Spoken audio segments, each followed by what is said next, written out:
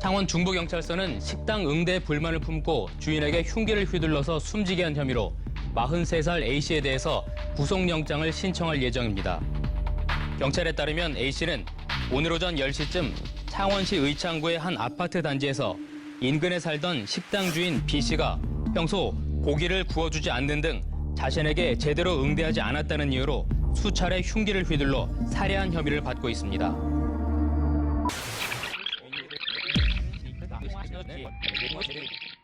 그러니까 이 단신에서는 아예 여성이라는 단어조차 나오지 않았다는 거. 이거 페미사이드에 초점을 맞추지 않고 그냥 사건팀에서 처리를 한 거죠. 사건팀 기자가 사건으로 다룬 거죠.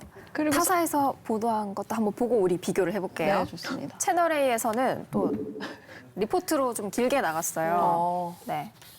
음식점 주인에게 마음을 고백했지만 거절당한 하 씨가 홀대까지 받자 범행을 결심했다고 진술한 것으로 확인됐습니다. 석 달치 통화 목록을 보면 밤낮을 가리지 않고 한 사람에게서 100통 가까운 전화가 걸려왔습니다. 사건 전 음식점 주인은 이웃에 사는 하 씨 가족들을 찾아가 스토킹을 멈춰달라고 요청했다고 유가족은 설명합니다.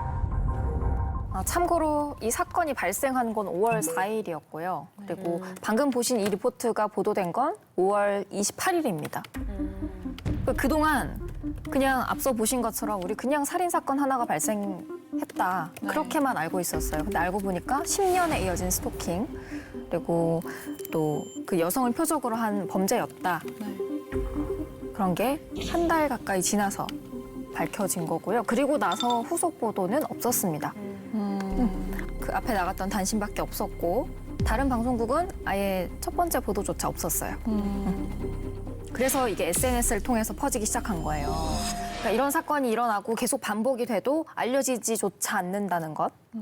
이게 사건 하루 전날에 경찰 조사를 가해자가 받았다고 들었어요. 네.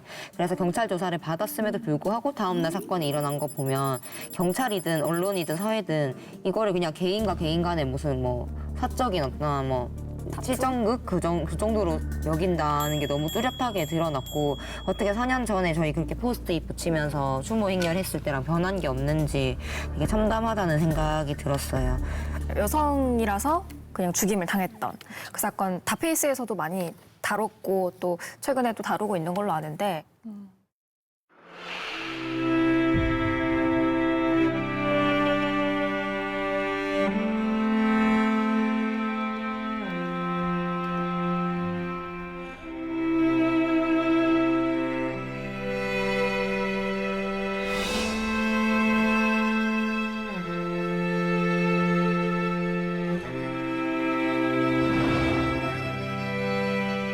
그것도 남성이 들어오면 피했죠. 그러니까 기다렸죠. 기다리다가 여성 피해자가 나타났을 때 살인을 저질렀는데 이 상황을 묻지마 살인이라고 말하거나 혹은 그냥 여성 살인이 아닌 것처럼 계속 이야기하려는 시도 자체가 굉장히 잘못됐다고 생각해요. 분명히 여성을 선별해서 죽인 거거든요.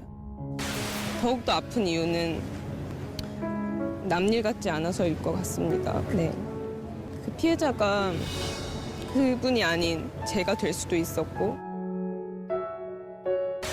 이 강남역 살인 사건 이후에 20, 30대 여성들이 굉장히 많이 이제 페미니즘을 접하게 되고 내가 일상 속에서 겪었던 불편함이나 혹은 뭐 밤길을 걸었을 때 느꼈던 공포감이 결국에 되게 사회 구조적이고 이 불평등한 사회 속에서 겪는 문제였구나, 발생하는 문제였구나라는 걸 깨닫게 됐잖아요. 페미사이드라는 것 자체가 여성이라는 이유로 죽임당하는 걸 말하는 거거든요. 그러니까 맞아요. 그 강남역 살인 사건도 마찬가지고 방금 그 우리가 지금 보고 있는 살인 사건도 채널A도 사실 홀대라는 단어. 깊이 취재를 해준 건 좋지만 홀대라는 단어를 썼죠. 근데 홀대라는 단어로 설명될 상황이 아니잖아요. 스토킹을 당하는 상황에서 그러면 얼마나 그 사람에게 좋은 대접을 해줘야 합니까? 이 남성 가해자들이 이렇게 이 폭력을 행사하는 그 과정에서의 인식 있잖아요. 그러니까 여성을 어떻게 대하고 있느냐?